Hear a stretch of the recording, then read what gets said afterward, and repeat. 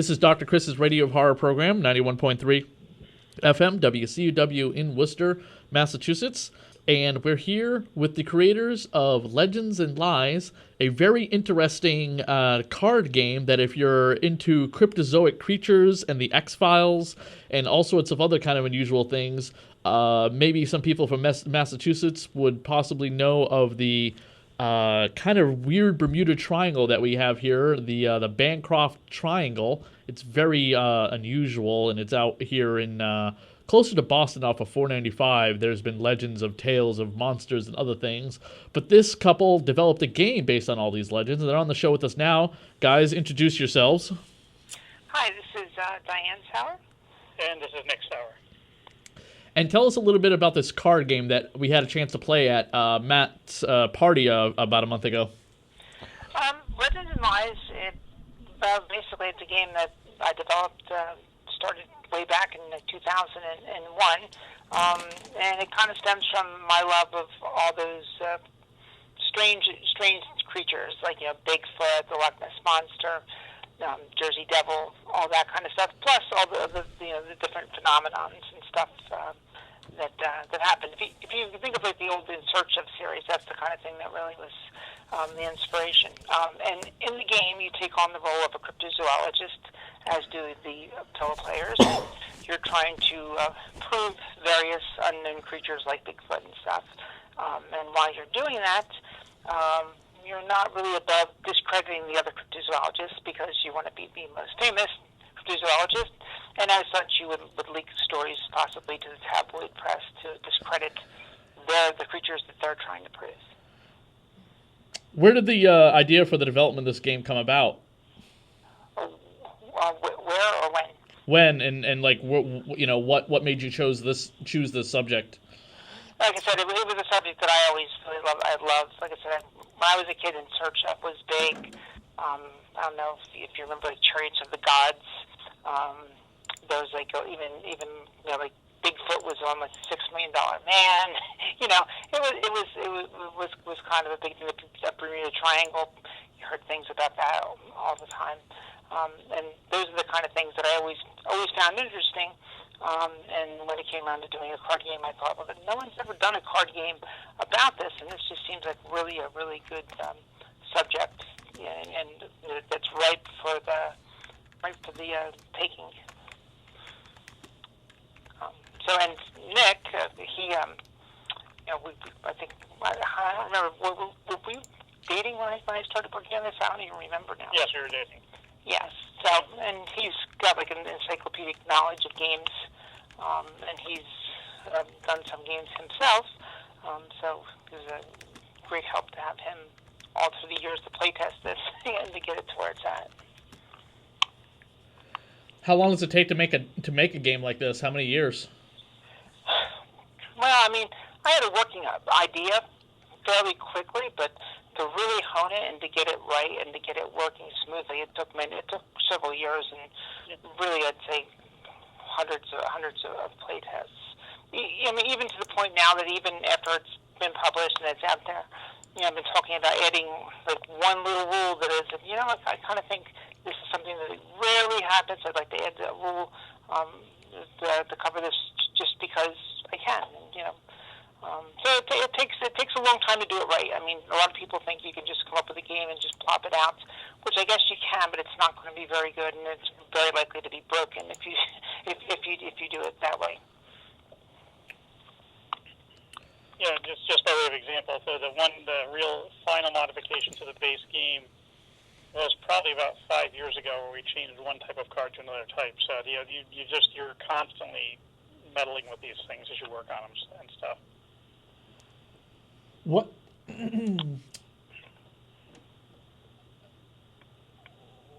Were you guys big fans of the X-Files TV show and the weekly world news and things like that? Did you research a lot of that stuff along with myth and lore of like Bigfoot to put some pretty accurate, well, as close as you can get to accurate if it's a legend, into your game? Me, yes, I definitely was. That's something actually that definitely inspired me. Was I didn't mention, but it was the weekly world news. That's where the whole idea of the tabloids came in, because you see these stories like, I married Bigfoot or aliens land and meet with the president and all this kind of crazy stuff. And then you had that on one hand, and then on the other hand, you had people that were like showing things like the Patterson film, which is the very famous film of Bigfoot that they still haven't been able to debunk, and that was taken, I think, in 1967.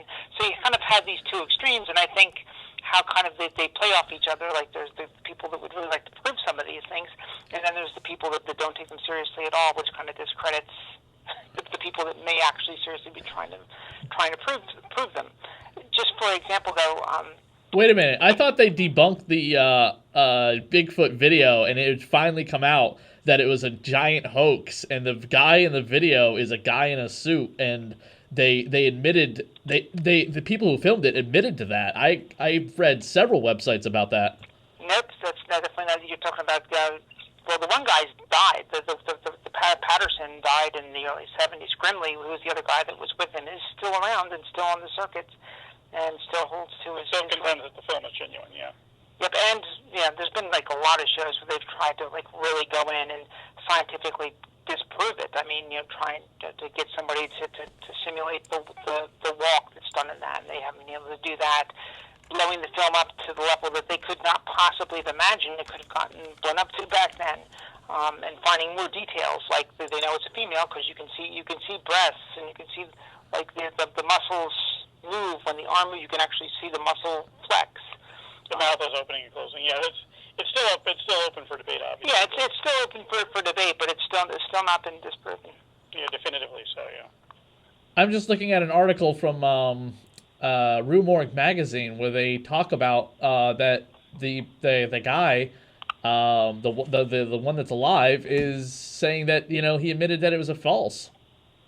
Well, that'd be news to us then. Yeah, because I'm actually on various Bigfoot groups and stuff, and see things like from him all the time. So yeah, this was in 2008 that Rue Morgue magazine published an article about an interview with him saying that he admitted to falsifying the video. Yeah, this is one of the problems kind of with this area is there's a lot of people that want to get famous one way or the other, either by disproving it or by proving it. Every other month practically somebody's got a new photo or video of Bigfoot or of the Lake Champlain monster or whatever. So I think that's it. I don't believe that is accurate. Rue Morgue magazine is a pretty much straight up horror news magazine. They're not into politics or anything like that. They pretty much just report whatever movies coming out and then talk about any local horror related material and things like that. So I can't imagine them making the story up. Yeah, they probably got it from a bad source, because even if you look back at like Nick, you can jump in here if you remember, like Monster Quest, that was only in the last couple of years where they sent out scientists to do that, and they examined all that on an episode of Monster Quest, which was probably in 2012, maybe 2011. It certainly wasn't before 2008, that's for sure. I'd really like to check out the magazine article. It sounds interesting. Because I know there's one guy who actually, there's been a couple of people who claimed to... made the suits, right? Yeah, there's one guy who's claimed to be the actual actor, the suit actor for the film, and he was ultimately, his story fell apart upon, examination. He was not there, even in California, when the film was made. There was all these problems. And then there's a guy who claimed he sold the suit, but the suit that he would have sold him, he didn't carry at the time. He has no invoice to prove his story, and on top of that, the suit he sold him doesn't match what was in the film, actually. So, yeah, there's been, there's all this contention and stuff, and, it'd be interesting to read the Rue Morgue article. I'd be curious to see what that has to offer. Yeah, you'd have to go to ruemorgue.com, and there's Philip Morris. I'm there right now looking around, actually, flying around as we speak, so. There's Philip Morris as well, not to be confused with the, Philip Morris, the cigarette guy. Who's also been pretty prominently involved in that. But that's whatever. I mean, until somebody shoots, kills, and brings Bigfoot's body before everybody, I mean, that's the same thing involved, with trying to find an alien. Yep. So, Right, but of course, on the other hand, like I was going to say, is up until 10 years ago, giant squids were 20,000 Leagues Under the Sea. They were cryptids too, until they finally filmed one. Do you guys have expansions? Species called a colossal squid as well. So there's actually 2 different species of giant squids. Do you guys have expansions coming out for your card game? Expansions for the game? Yeah, we just did. There's 2. There's one called the Skeptic that you take on the role of the Skeptic, and your role is to just try to discredit the cryptozoologist, and everybody gets a chance to do that. Oh, that was the version we played, right? It was on Kickstarter that actually just funded. It's not out yet. It should be out in March, called Mysterious Locations. And in that one, you have a location that kind of is your home base and helps you in the game. And it's locations as you would imagine, like the Bermuda Triangle, Boggy Creek, Lost City of Atlantis, places like that, Easter Island. Yeah, that was the game that we just played, right?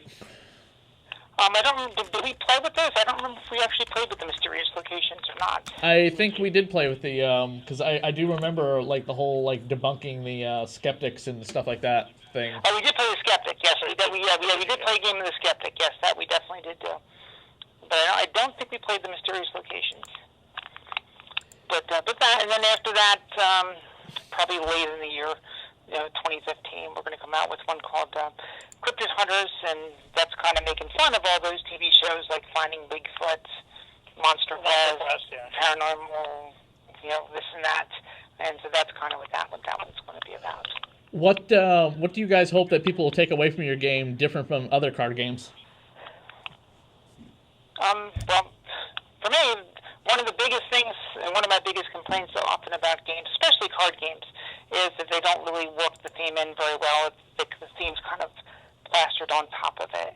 And we worked really hard to make this game so that the theme really tied into it, and that's why we came up with the unusual mechanism, how the tabloids work and everything like that, and mounting expeditions, and all the various pieces of proof, and all these things. And so to me, that's probably one of the biggest things, and one of the most important things to me is that it's fun, and that it's when I say it's a game about cryptozoology, you feel like you're playing a game about cryptozoology, not just a card game that has a picture of Bigfoot on it or something. Where can people go to purchase your game from your website? Yeah, just if they go to shootagaingames.com, and there's a link there that says how to purchase the game, and you click there, and you can get it through there. And you can also get the Skeptic there. Not yet Mysterious Locations. Like I said, that will be coming in March, and the other one that will be on Kickstarter probably much later in 2015. What do you guys happen to hit up any conventions, like any horror conventions with your type of game? Because your game would seem to be a big hit at maybe a horror convention. Yeah, we haven't thought of. I mean, that's a kind of an interesting idea, because we hadn't thought about that, and we've had some other people bring up ideas like there's apparently skeptics conventions too, which I didn't know about. Oh yeah, there's a convention for everything. Yeah, it's like so that seems like that would be like ideal, So there's places like that. I mean, we've been going to the typical gaming conventions, but I think it would be kind of an interesting idea to do that, and maybe try a horror convention or try like a skeptics convention. We have other games too that actually the next couple our next games. That we're working on too, and that should hopefully be out next year. What other, just curious, because I'm not too familiar with the company, what other games have you guys put out in the past before the Legends and Lies? That was our first. Legends and Lies was the first game. Yeah, it's our first, yeah. Oh, wow. Has it been very successful for you guys? Oh yeah, it's been extraordinarily really well received. It's surprising. I mean, especially going to conventions, people just really get into it, and they really enjoy it. So it's kind of cool, something that I worked on for so long, to have actually finally have people playing it, and then to hear.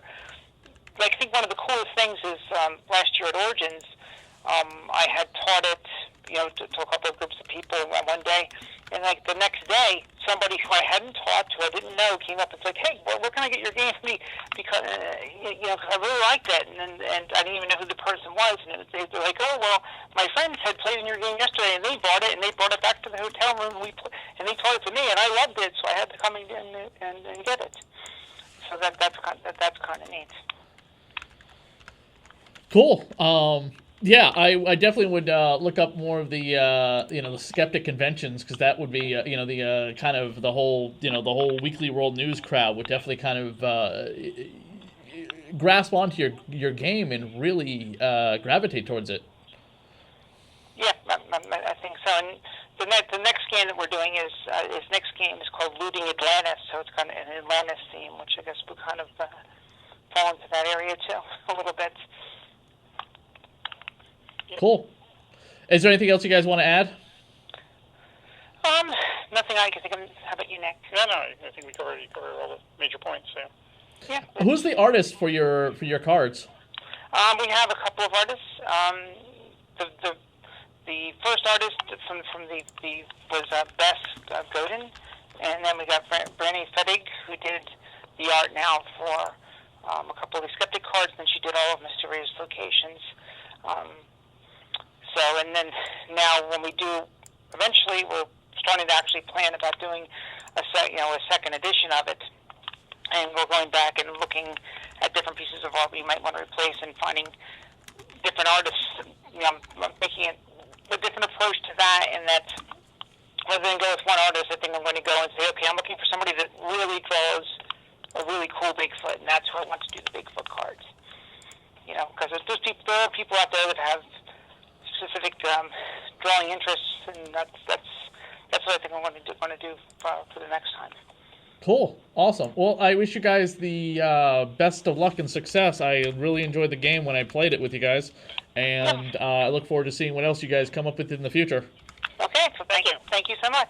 No problem. Hold on one quick second.